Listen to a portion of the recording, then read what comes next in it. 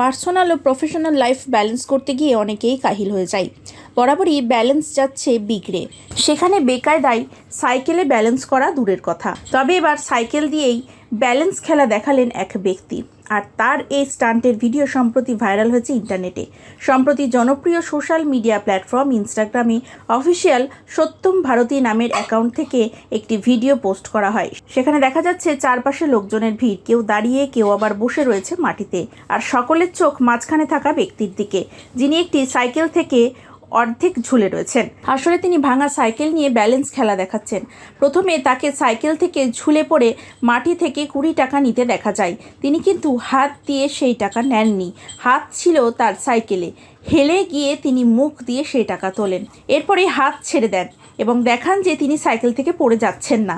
সেই অবস্থা থেকে মাটিতে পা না রেখে তিনি সাইকেলের ওপর চড়েন আর এক ভিন্ন কায়দায় সে সাইকেল চালানো দেখান, যেখানে হাত নেই হ্যান্ডেলে, সাইকেলের সিটও নেই, তাই বসার কোনো প্রশ্নই ওঠে না। এইভাবে প্রায় দাঁড়িয়ে দাঁড়িয়ে সাইকেল নিয়ে গোল করে ঘুরলেন তিনি। ব্যক্তির সাইকেল চালানোর এই মুনশিয়ানা দেখে তাজ্জব বেনে গিয়েছে নেটিজেনরা। গত 14ই আগস্ট এই ভিডিওটি পোস্ট করা হয়, তারপর তা ছড়িয়ে পড়ে সোশ্যাল মিডিয়া মাধ্যমে। ভিডিওটি ইতিমধ্যে 1 লাখেরও বেশি ভিউ করিয়ে নিয়েছে, সঙ্গে লাইক পেয়েছে 50,000-এরও বেশি। এদিকে নানা মন্তব্যের ভিড় জমেছে কমেন্ট সেকশনে। এক ইনস্টাগ্রাম ব্যবহারকারী লিখেছেন, এমন সত্যিকারের শিল্পী খুবই কম দেখা যায়। অনেকে আবার লিখেছেন, ছোটবেলায় স্মৃতি ফিরে এলো।